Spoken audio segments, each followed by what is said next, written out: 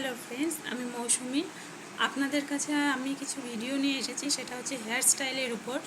তো আমি কয়েকটা হেয়ার স্টাইল দেখাবো। তো সেই ভিডিওগুলো যদি আপনাদের ভালো লেগে থাকে তবে এই চ্যানেলটিকে সাবস্ক্রাইব করে দিবেন, যাতে আমি আরও হেয়ার স্টাইলের উপর আরও কিছু ভিডিও নিয়ে আসতে পারি।